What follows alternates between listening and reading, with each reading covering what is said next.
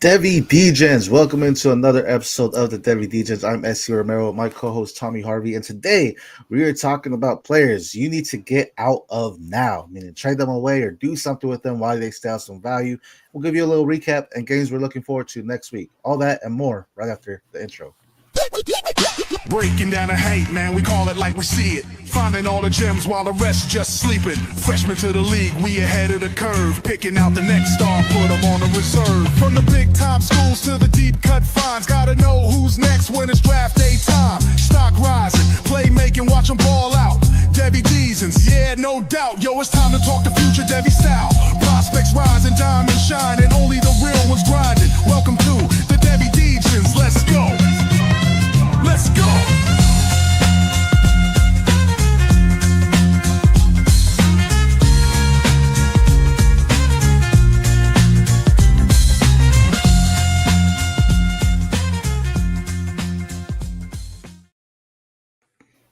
Devy Degens, I'm SC Romero, my co-host Tommy Harvey. Tommy, how are you doing today?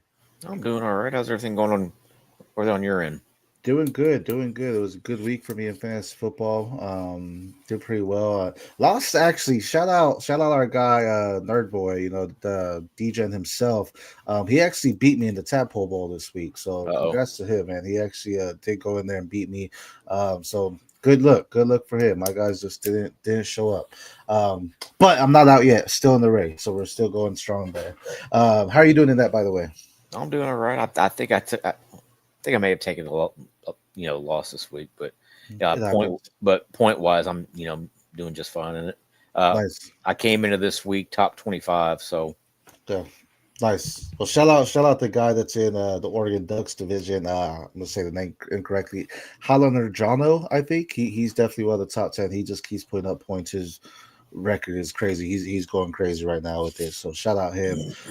As I said though, stuff looking pretty good. Hey, that's what we're going to talk about here today, actually. Let's go over some of the recap before we get into the guys that we think you should be getting out of right now. Let's start off with Trinidad James, as we like to say. Trinidad Chambliss out of Ole Miss, man. He's out here balling. He did it.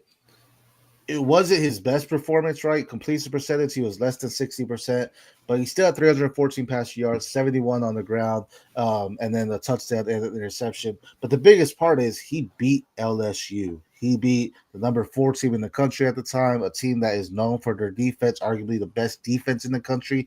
He went out and he beat them. Trinidad's looking nice, and honestly, if he keeps balling out, we may be talking about him as a potential Heisman candidate, but he's looking nice. Any thoughts on that one?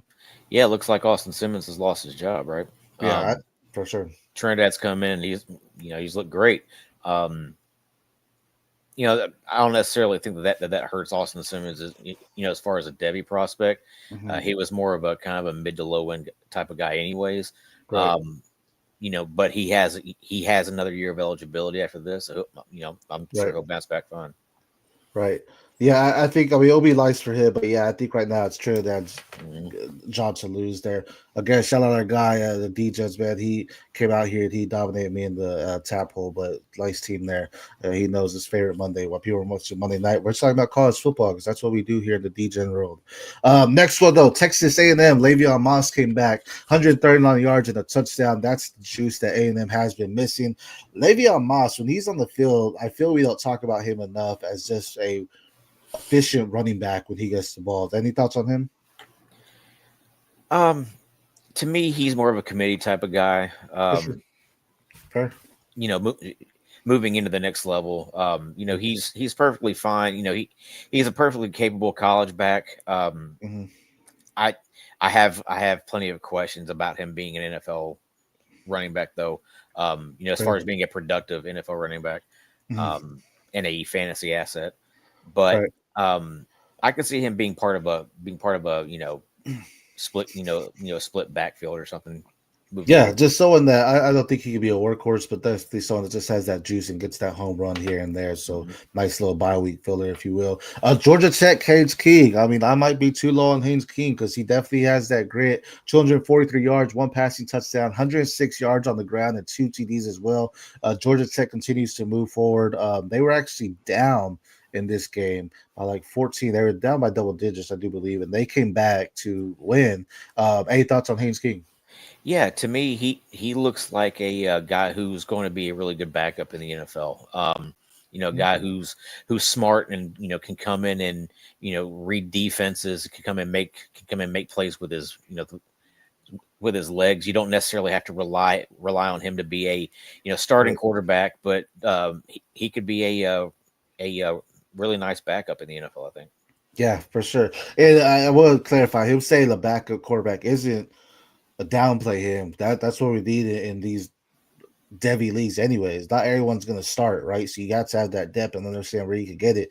Haynes Key, because a backup quarterback but gets his opportunity, you just hit something because you probably get him on the low for acquiring him at that as well. So next one, Missouri, Ahmad Hardy, 130 yards, 3 touchdowns on the season, 100 yards more than the second rusher. He has like 730, I think. The next rusher behind him has like 626. Ahmad Hardy continues to show out. The schedule's going to get tougher. Go ahead. Yeah, and to kind of caveat that, Robert Henry was off this past week, so yeah, that he saw that's off with him to at UTSA. I think we're talking about that a little later. But Ahmad Hardy, schedules get tougher, so we're going to continue to see it. But right now, it's looking like he's legit and like he's going to have that role. So continue to keep him on Hardy if you can. Notre Dame, Jeremiah Love, 4 touchdowns total. Wasn't like the best performance, but he just made it. He just got in the end zone multiple times. 4 touchdowns, 57 yards rushing, 70 yards through the air. Looked good. Jeremiah Love, I mean, many had him as the RB1. First 2 weeks he was struggling. He looks like he found out people are saying, hey, maybe he's not the RB1 and he's going back in to go out there and dominate. Any thoughts on Love? Yeah, him and Jadarian Price, which is another name to keep your eye, to kind of keep your eye on. They had really standout games. Neither one of them had to carry the full load, and that really helps Jeremiah Love. He can save the hits, right? He's got Jadarian Price, who's also going to be a running back taken in this next upcoming draft also. So Notre Dame's got 2 NFL backs on their team. Fair. I absolutely love it.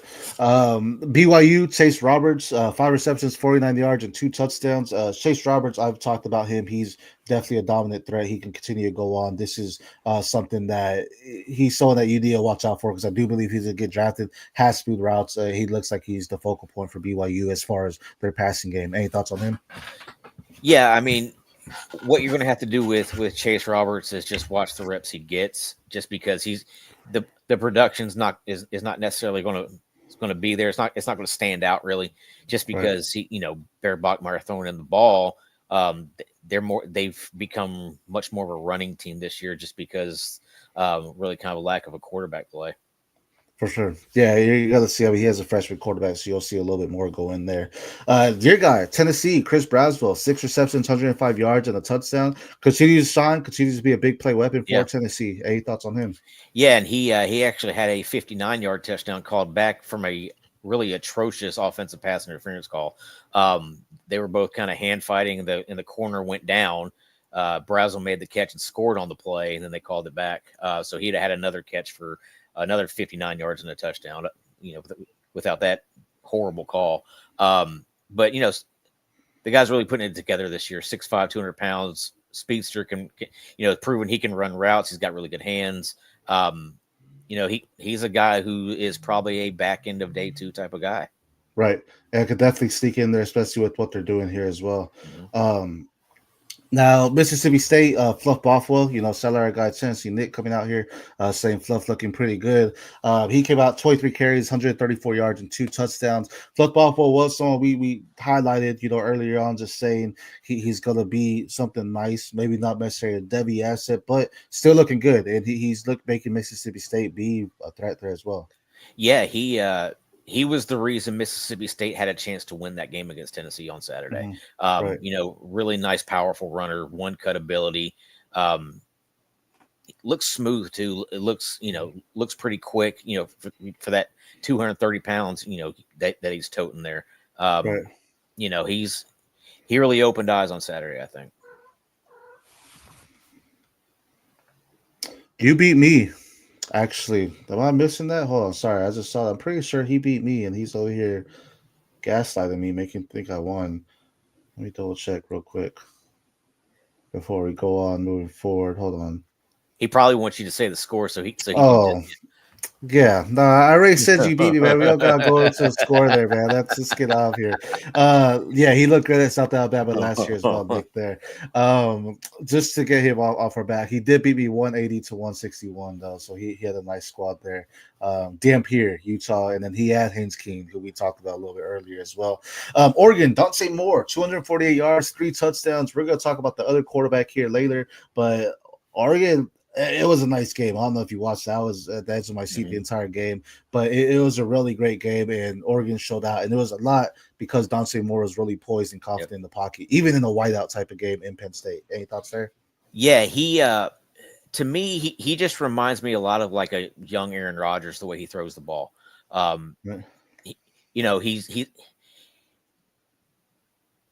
He's really a good mover also, but the way he kind of rolls out of the pocket and and is able to throw back across his body. Some of those movements look like Aaron Rodgers to me. He's starting to make his way into that QB1 type of conversation now too. Yeah, and I pointed this out earlier.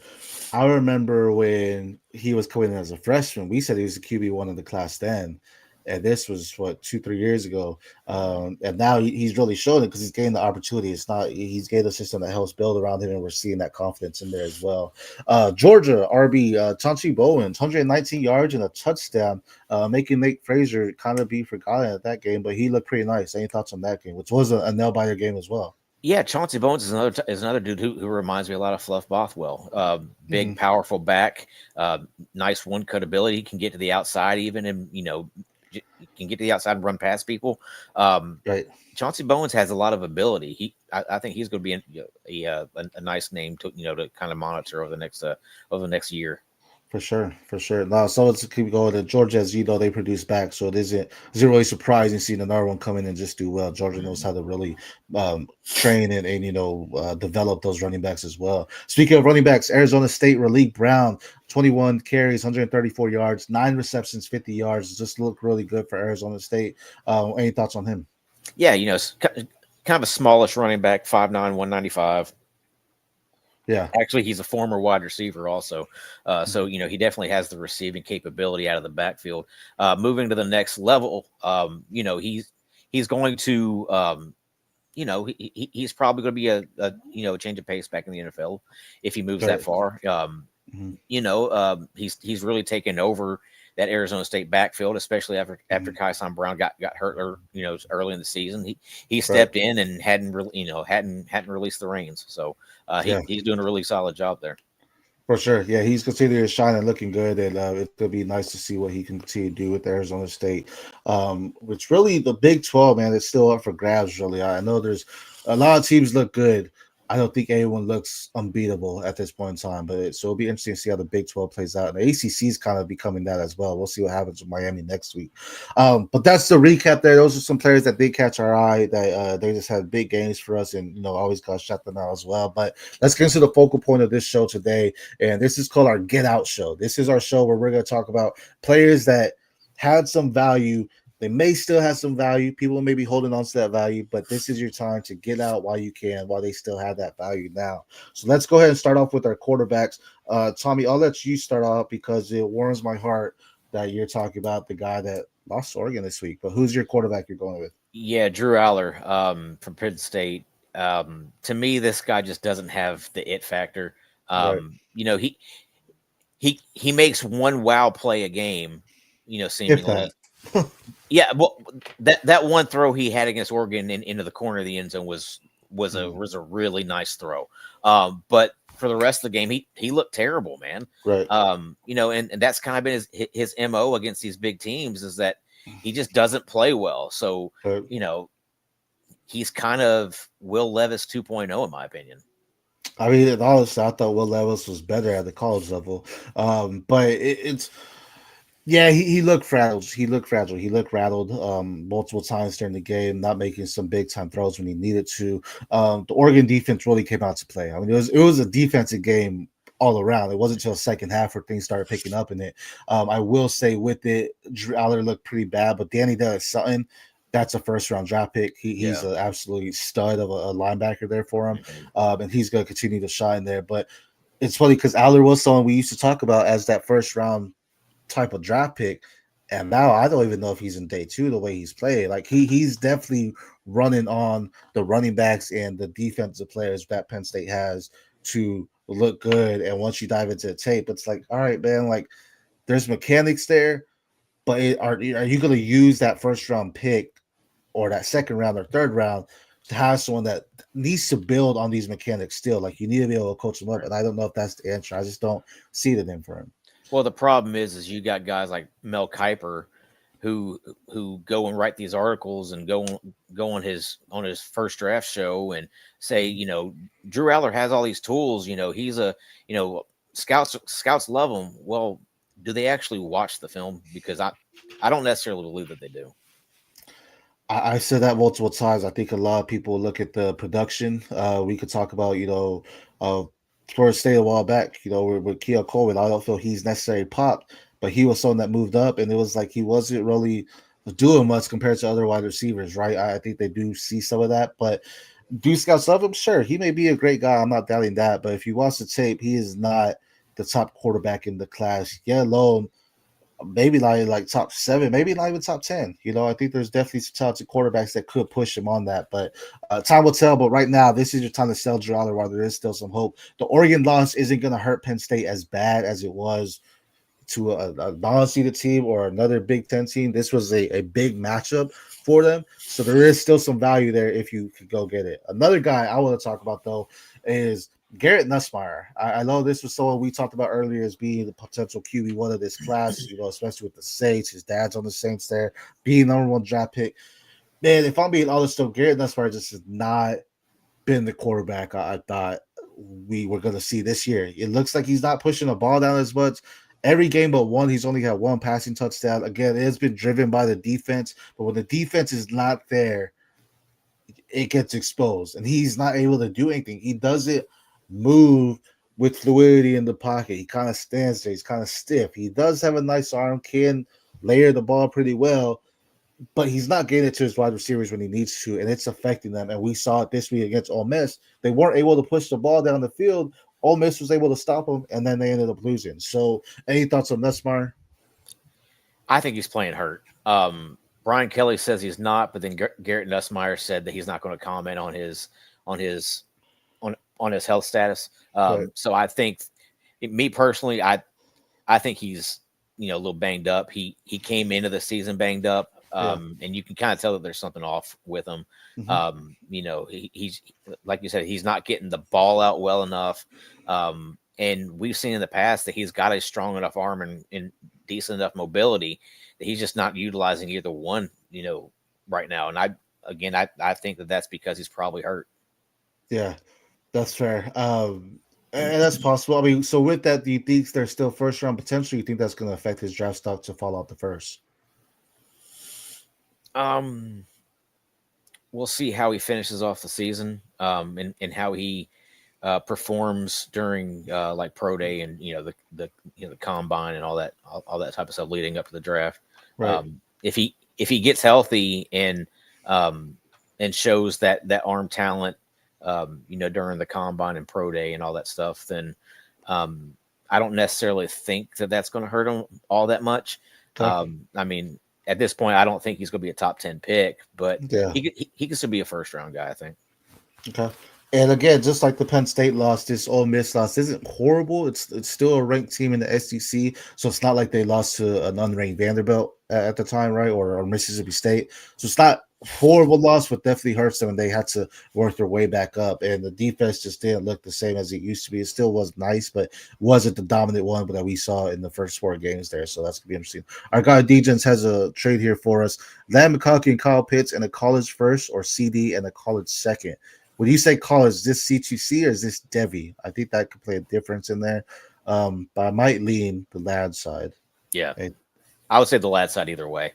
Lad's productive. Kyle Pitts is, productive tight end. Plus you're getting the first over the second. So yeah, Devy. I would say the Lad Pitts and the first round pick. I mean, I would be mad if you just traded Ladd and Kyle for CD. To be honest, I think that can do it too. I mean, the Kyle's first and second is just an add-on, but for Devy, yeah, why not? Devy, I mean, we haven't dove into it yet, but we will surely. That 2029 class, they got some stars in there too that could potentially be if we talk about some quarterbacks there. So let's go on to our running backs though. As you said, it was Drew Allar for you at Penn State that you got to get out of. I say Garrett Nussmeier. Again, these are just guys we feel they still have some value, but you need to start getting away with them and build on that value because it's looking rough for them right now. Let's go into our running backs here because this one kind of saddens my heart because these are two guys that we talked about highly, and it's just not doing it right now. But who's your running back? Yeah, mine is Darius Taylor out of Minnesota. The guy is just hurt way too often. Hadn't played, he's hurt again this year. Hadn't played the last couple weeks. His body just doesn't hold up. Yeah. And that's something we knew going in, right? That was the biggest question was his health because we saw when he's healthy, he's super efficient and doing it. But if he's not healthy, there's some things you got to look out for. And we've seen it back-to-back seasons already where he has been banged up and it affects him. And now maybe those injuries are catching up as well. What's the third season in a row? Because his freshman year, he got off to such a hot start, the first 6 games and then got hurt and, was out for a couple games again. So, and then there was hope though, because he came back in the bowl game and put up like 200 yards. And it's like, he's really good. And then following year, he came back, got banged up again, but was good when he's on the field. He's a really good running back, but the best ability is your availability. And he's not available enough.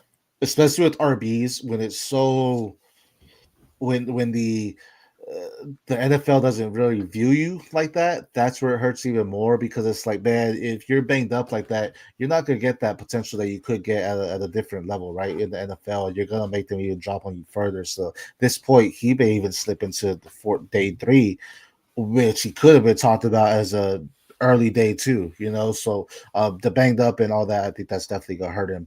Our next guy here that I want to talk about is Nicholas Singleton out of Penn State. You brought the quarterback. I want to bring up the running back because he is getting outproduced by Kaytron Allen right now. It is early in the season. They go back and forth, but he just has not been the guy. I mean, he's 200 yards on the ground through 4 games. I mean, that's just, we knew he wasn't necessarily true full explosiveness, but we haven't seen that pop in my opinion. His longest run has been 60 yards. He hasn't done anything really massive to have any kind of big plays or anything like that in my opinion. And he's someone that's the value is still there because you can potentially still argue him as a top 3 RB of the next class. And I think you need to go cash in on that value because as we're seeing the season play on, you're going to see some other guys kind of pop. And as we already know, the running backs in the NFL aren't treated as heavy as other positions. So Nick Singleton could be one of those guys that slides out. And if him and Kaytron continue to play this little back and forth and Kaytron outproduces him this year, as he did 2 years ago, this is something where we might end up having to say, okay, Nick Singleton might not be the best back there. Any thoughts on him? I think he's the best overall back there just because I think he has good pass catching ability. And his athletic profile is quite a bit better than what Kaytron Allen's is. But I've said it before. I don't like his running style. I think he runs too upright, leaves himself open for hits. He doesn't use his pad level very well, and he's really inconsistent. Yeah, it's like I think Kaytron kind of runs like that too, but I do agree and it seems like it's more this year that I'm noticing because earlier I felt like he did get low, get between tackles, did catch passes out the backfield, made some big plays, and we're not seeing it again this year, and it's hurting him overall. So again, potential top 3 RB. I think there's heavy value you can have. There's running backs that I'd rather have in later classes, or even go out there and try to get a wide receiver of the same value in this class there as well. Maybe you can go out there and get. I would say George Tyson. You might be able to get Mekhi Lemon. I think Mekhi Lemon is too high, but you might be able to throw something on top of Nick Singleton to go get Mekhi Lemon as well. But I think, this is just the time where you got to kind of pivot away from him because this RB class as a whole is going up and down with different players there, and Nick Singleton is part of that group as well. But moving on to our wide receivers here, who's your wide receiver that you want to talk about? My wide receiver is Ryan Wingo out of Texas. I've dropped him severely down my rankings. To me, he doesn't have separation. He doesn't have separation ability. He doesn't necessarily have to have that top end speed either. And the fact that Texas offense is struggling so badly against mediocre teams, just tells me that they don't have the wide receivers that they thought they had, and Ryan Wingo was supposed to be that number one guy for them, and he hasn't done much of anything. Fair. Now, this question with Wingo, we're saying these are guys you gotta try to trade when you can. Are you dropping him in Devy? No, I'm trying to trade him if I got him, but yeah, I agree. And not dropping them just because name value alone should get you something.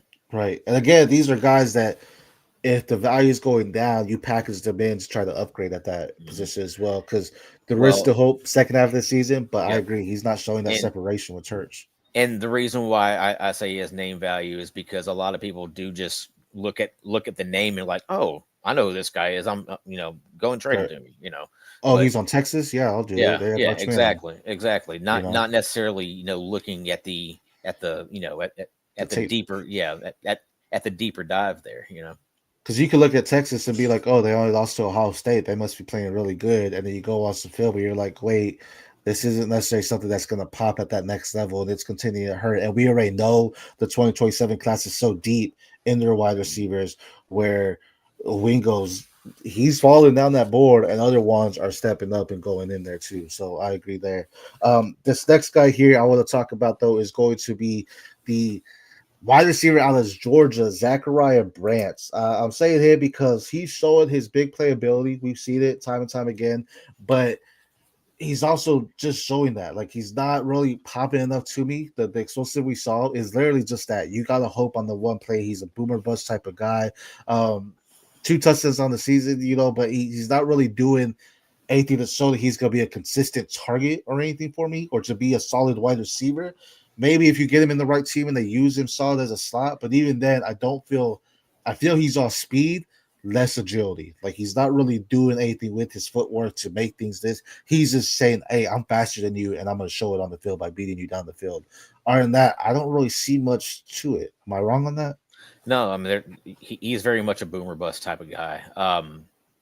Mainly, you're able to to kind of just look at his build and his skill set and be like, that this guy's just he's just a fly guy.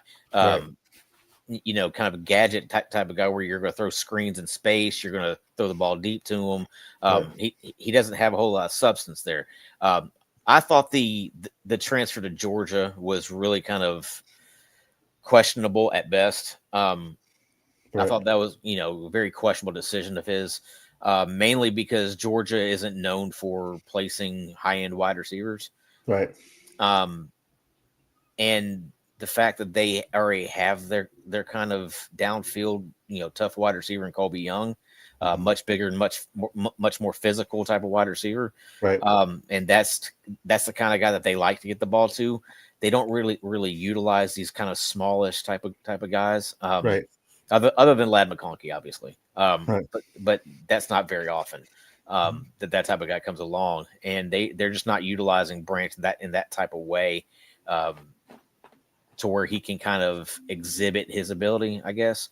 So I kind of thought that move to Georgia was really kind of odd. I feel Ladd wanted it. Like he showed he wanted to be on the field. He showed he wants to be aggressive. I don't know if Zachariah Branch has that want factor. Like he just seems like he's not. He seems like he's playing off the name value of like I know I'm a top prospect as a 5-star athlete. Yeah. And we see it time and time again. These 5-star athletes come into the college scene. It's like, bro, you're no longer a 5-star athlete. Like now you're going against guys that have some experience at this next level. Same thing with these star players going to the NFL. You're no longer the best in the nation. Now you're going against the best in the world, right? So there's a lot of mental states has to go into it. And I don't know if Zachariah Branch really understands that quite yet. Yeah, doesn't seem to be a whole lot of dog to him. Yeah. I kind of say the same thing, about Barry and Brown too. Mm-hmm. Yeah, they're kind of similar guys, honestly. Mm-hmm. To me, they're both really good return guys. Mm-hmm. I don't see a whole lot of, like I said, dog to them. They're Yeah. just, it's like they're almost just out there to be out there. Right, exactly. And again, they can beat you on their feet and go down the field, but that's all really it is. I mean, we talk about the one trick ponies with Jay and Hyatt. This is kind of what they are as well right now. Now we're gonna go to just some guys that we want to talk about as far as trading. These are our pickers' choice here. I'll let you start. I'll tell me with your first guy. Yeah, I'm gonna go with Louisville running back Isaac Brown. Okay. He's a slight running back, anyways, and he's already shown the propensity to be, to get a little nicked up, and that's not good for a small running back to show that he is going to struggle to stay on the field, especially moving to the next level where it just gets tougher. I will call out this real quick before I go to Isaac Brown. Drop Berrien. No, because again, these are guys you try to trade and figure out where you can maneuver and make these trades, because being on an LSU top tier SEC team, there might still be some value. So with him, let's do the guy. Let's say Dante Moore's available. Sure, drop Berrien. Right. Let's say Nick Morris is available. Well, sure, drop. If you have these star guys that are available in your league, sure, you could drop him. Yeah, shoot. I mean, not, if there's guys like Fernando Mendoza or Brendan Sorsby or Troy Robinson, yeah, Josh Cameron, even maybe potentially. You got Deuce Robinson, who may have been dropped at some point over the last couple of years because he just wasn't getting it done. Now he's blowing up again at Florida State. Who was with Zachariah Branch? Yeah, right. So I mean, he's turned himself into a, into a prospect again. So, so we're, on this though, we're not sure. I mean, I know I'm in Devy leagues with you, but that's our point though. Is look for the waivers. If there is someone there to drop them, sure. Being on the LSU team, there's still gonna be some sort of value there. So you got to find out how you can package those deals to get rid of that guy to upgrade it as well. Maybe you have to get rid of your second best wide receiver and Berrien to upgrade to another wide receiver one for your team at that point. But again, try to package those. I would just drop them for a guy that you see this potential for as well. Maybe at the end of the season, you're like, I don't need it. Go ahead and drop him to add that extra roster spot or whatever. But I mean, he's probably going pro. I mean, he might not. We'll see. But you got to think of it like that. On some of these guys, in Devy, it's harder to drop. In C2C, maybe a little bit easier because you could have more versatile. If you're C2C, if your college side adds a bonus to winning, sure, you could look at it like that. But in Devy, it's a lot harder because you're not getting points for him. So he's not hurting your team. But at the same time, you're seeing the flaws in the game where it's like, all right, I got to try to pivot. How can I pivot off of that as well? Yeah, another guy we were just talking about a few minutes ago that might be available is Chris Brazzell. That'd be another guy that I would drop him for. For sure. Speak of Isaac Brown, we knew he was a smaller back coming in. He does have the juice. He does have the explosive, but being smaller, being more banged up, that's very possible. So I'm not mad at that take there for him. And being at Louisville, it's not really an offense that you're going to say, all right, he's getting ready for the pros at that point as well, right? It would have been different if he was on the Oregon team doing this. If he was on the Penn State team on those type of offenses doing it, he's not though. So I understand pivoting away, but he does have value because he popped as a true freshman. He can pop from time to time. You got to capitalize on that when you can. My guy here is going to be Deion Burks, Oklahoma wide receiver. Now I know is Bachir out for this next week. I know he was. They were on bye, so he's going to be out, right? They're saying he's probably out for the next month. Okay, so my reason for Burks is the emergence of Deion Burks came back with John Mateer. You have opportunity to sell when you can. I don't necessarily see him being that next level type of wide receiver. If you have him in your leagues because you saw the pop-off goal with him and Mateer, this is what I mean when I talk about sometimes a quarterback makes their wide receivers look better. Mateer was making Deion Burks look better, in my opinion, than it was Deion Burks actually being a solid wide receiver to go to that next level as well. If he is on your Devy leagues, I would say, all right, let's go ahead and try, not drop him, but go ahead and see what you can do to pivot off of him. Maybe go get the guy that has material because he's like, oh, maybe I could get them both at the next level, whatever it may be. But I don't, if there is any hype to Deion Burks, I'm going to say go ahead and get rid of him at this point. Any thoughts there? Yeah, I mean, this is another kind of smaller guy who's fought the injury bug. in the past. I mean, he had a basically what equated to a season-ending injury last year with a hamstring. So, you know, where he didn't play much at all. You know, and that really killed that Oklahoma team last season. And to me, small guys who fight the injury bug, you know, kind of off and on, they don't last very long, and they don't give you consistent enough production to be able to keep on your team.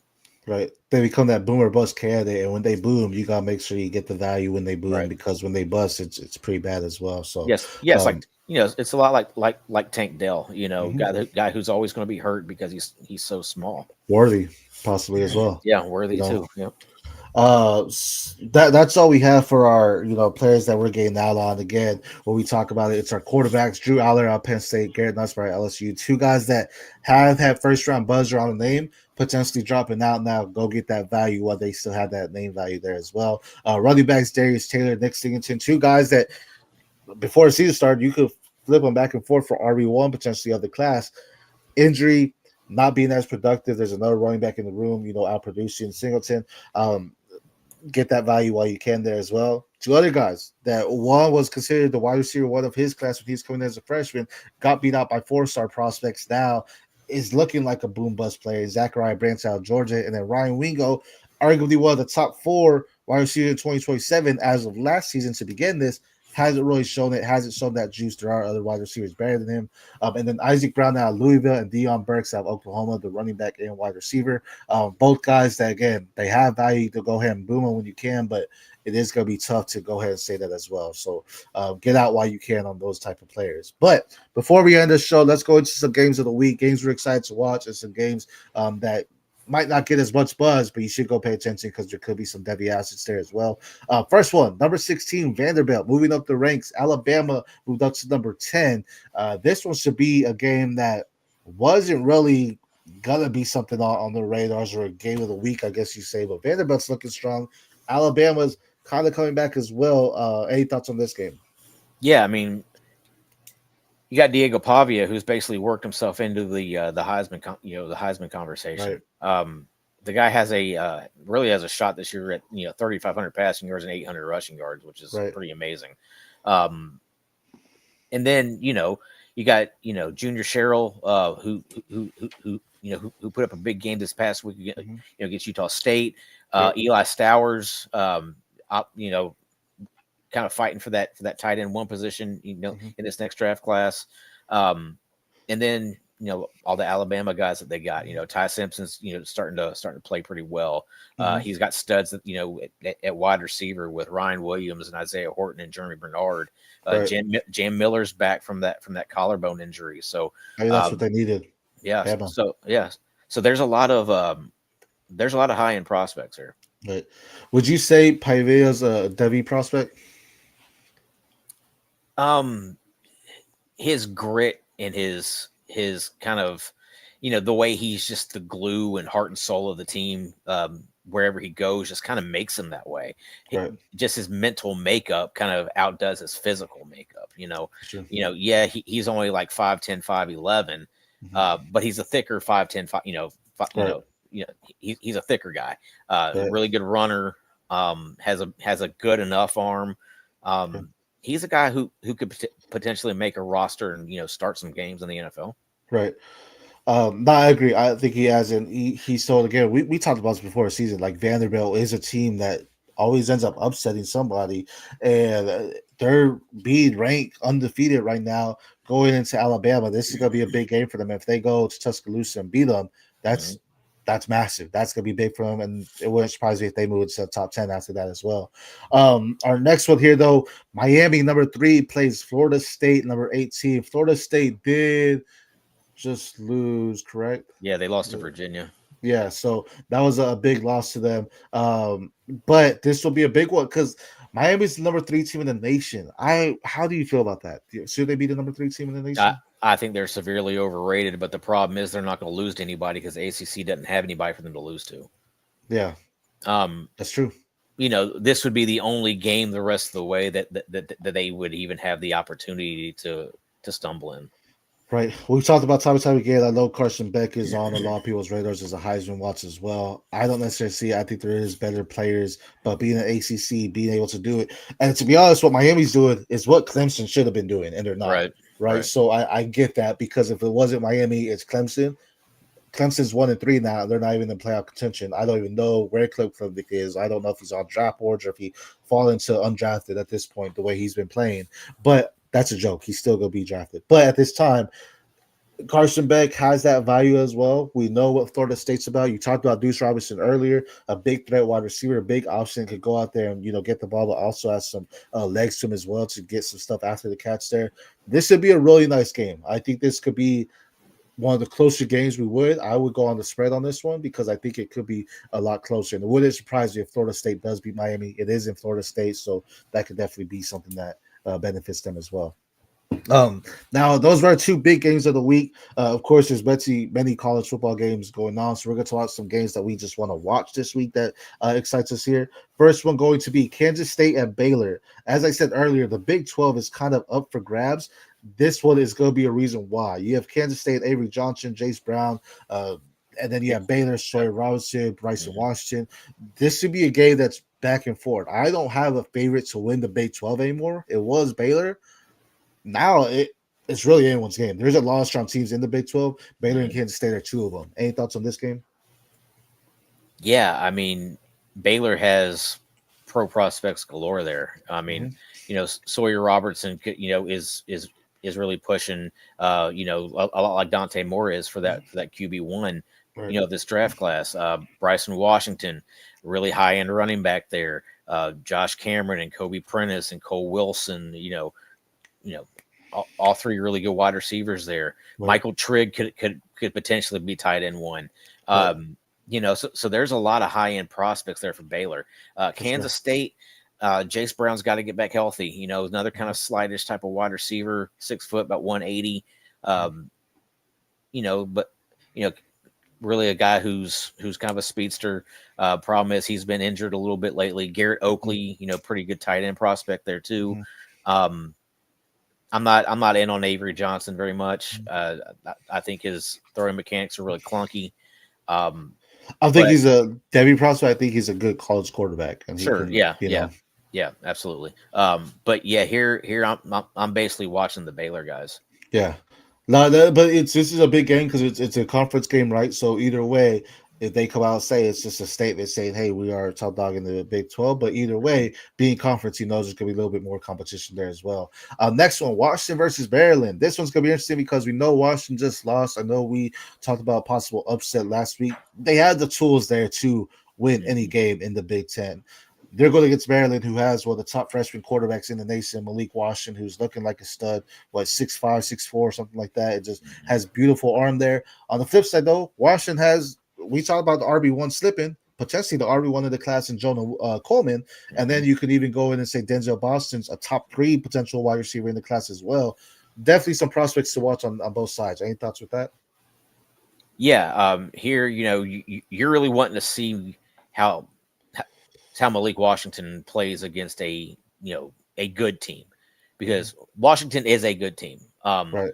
I had Ohio State on upset watch, on upset alert going into this past weekend, just because Washington does have the tools to do it. Right. And that was a really close game up until kind of, midway through the fourth quarter.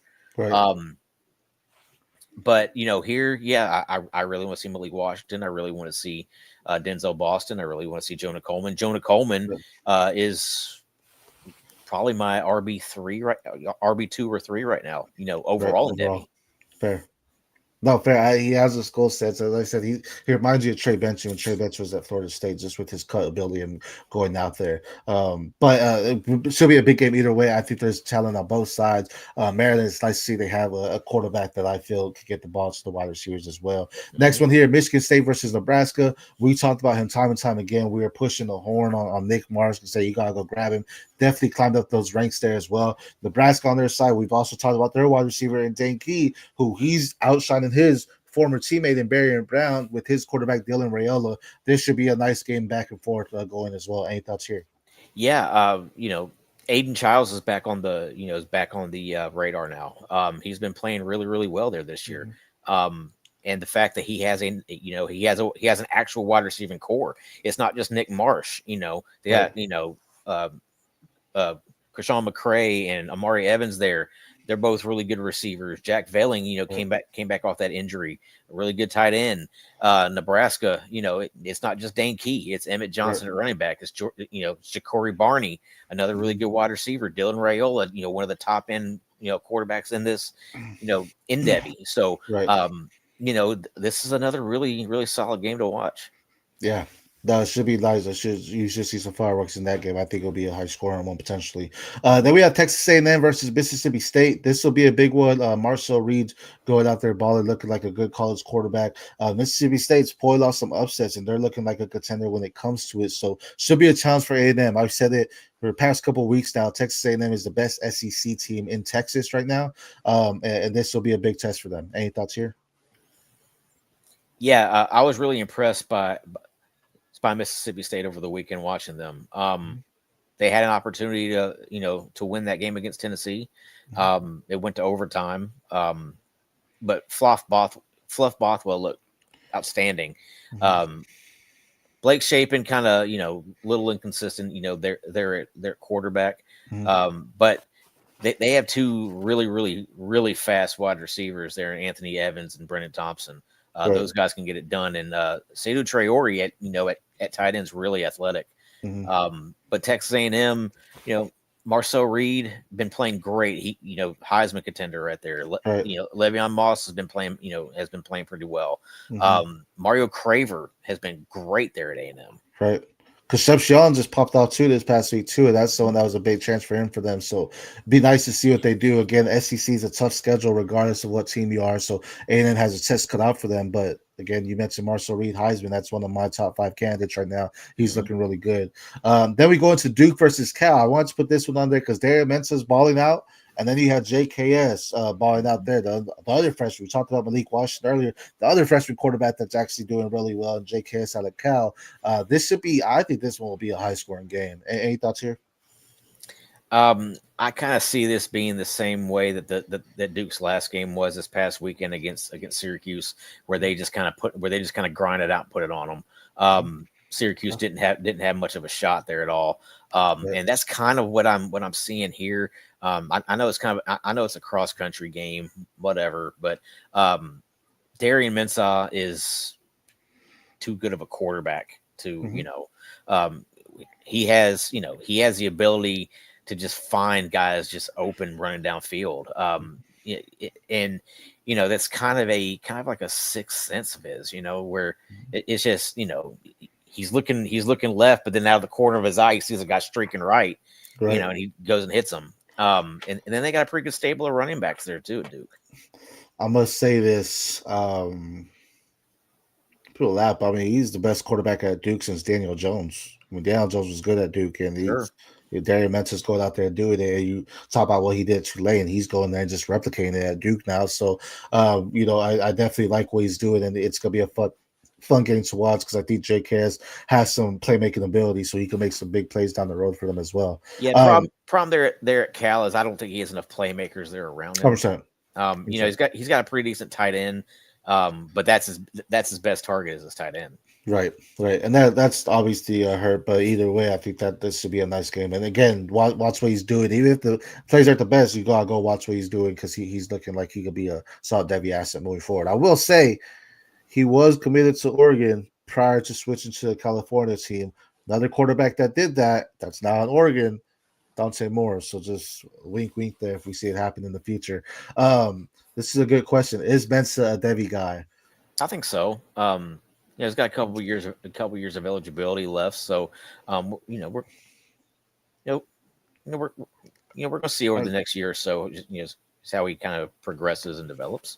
I think in deeper leagues, I take the shot on him. I wouldn't if you're in like a 5 or 7 man Devy. Yeah. I mean, I've mentioned this before, but you and I are in a 15 to 20 man Devy league there.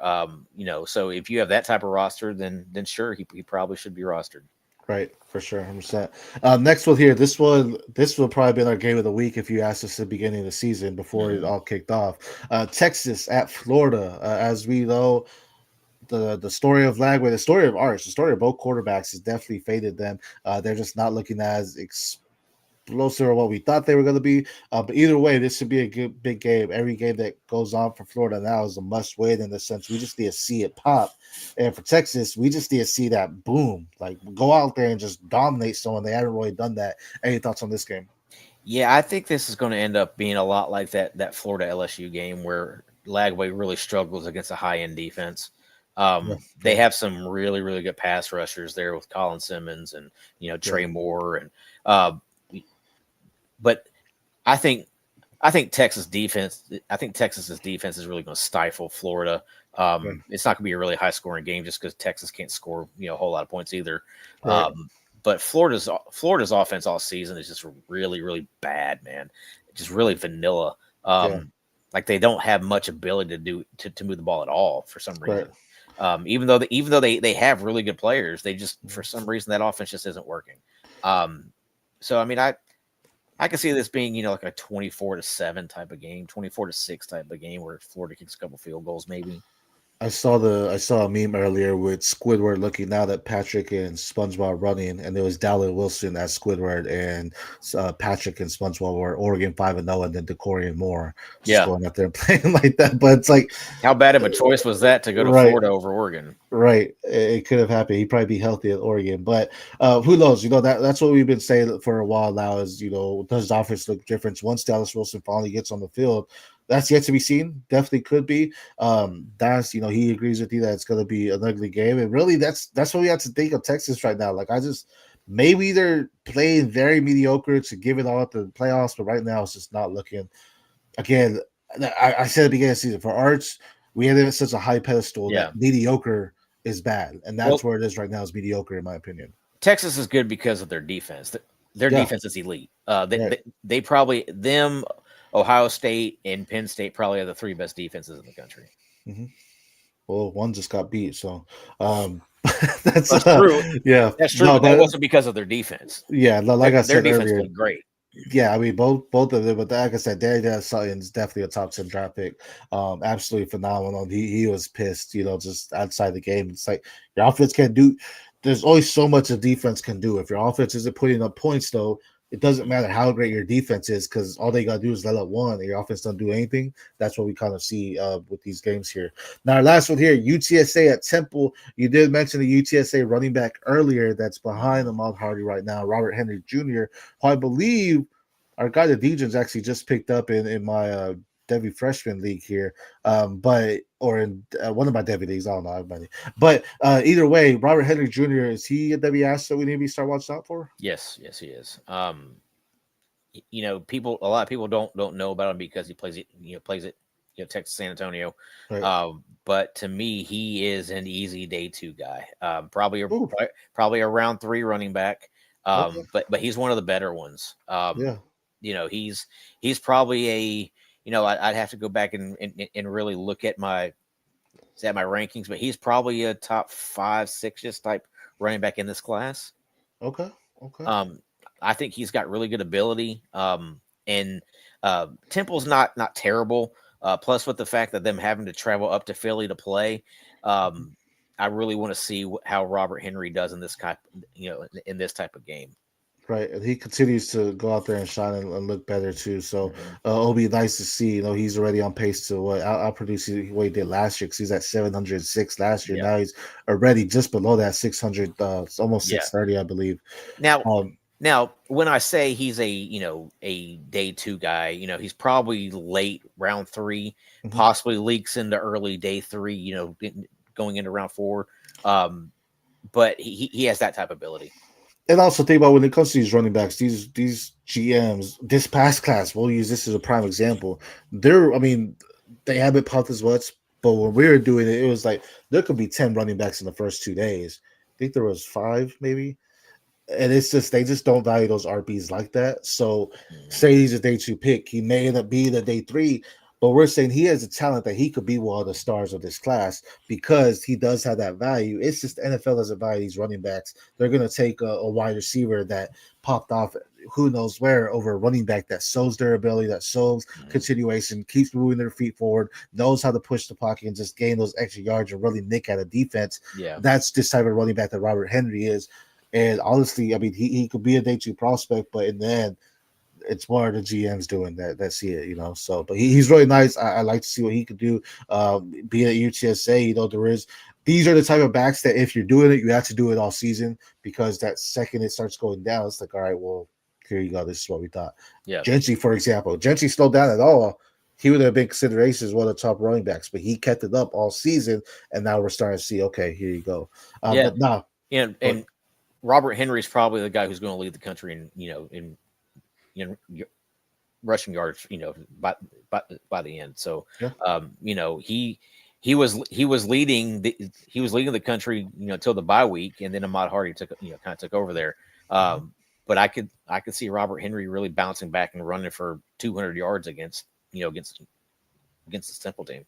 Yeah, him and Ahmad Hardy both haven't had the game under 100 yards rushing, so it'll definitely be a nice one to battle. As we know, Ahmad Hardy goes with the SEC, but again, these are the ones that you got to go out there and do it all season. If you're doing it, don't let up, don't slow down, continue to do it there as well. See, there's a guy that can land right and be a monster, or land wrong and be a Zach Evans. That's fair. Yeah, but see, I never thought Zach Evans was any good, anyways. I always thought he was really stiff and really didn't have a whole lot of ability. Sure. Really didn't have good vision either. Robert Henry has good vision and can move. Right, for sure. I agree with that. But to his point, these are some of the ones that they get to that next level and they think, I was a top running back in the nation. I go to, not saying Zach Evans was, but saying Henry, I go to the next level and know you're playing against bigger guys, not the, as we say, accountants, if you will. He's not playing against those anymore, so he's got to adjust. But there is some nice opportunity for him. And again, watch that tape. He has the mechanics and he has that want factor to say, I want to be one of the top dogs, and not only in the nation, college, but at that next level as well. So absolutely love seeing guys from UTSA, your Temples, your Rice, Florida Atlantic, all those teams get a player drafted because this is your time, man. This is your dream, right? You wrote it down. You want to go to NFL, go out there and do it and sign up now. So should be really good to go out there and see. That's all we do have for today's episode here. As we mentioned, we talked about guys that you need to get out on now, as well as some highlights going into this next week on games we'll be watching. Catch us every Monday, 6 p.m. Pacific, 9 p.m. Eastern. While you're watching Monday night, we're talking college football. The Devy Degens, we are here for you. Don't forget to like, comment, subscribe, and use promo code DGEN on Fast Draft, DEGEN, to go out there and do your 6-man frenzy, because that's always fun and still win you some money on these little ones here. So make sure you are watching that. 1 second here. Oh yeah, he said they may count wise. Agree with it, Tommy. But do appreciate everyone's joining in. For myself, for all the Devy DJ community, Tom Harvey. Until next time, later.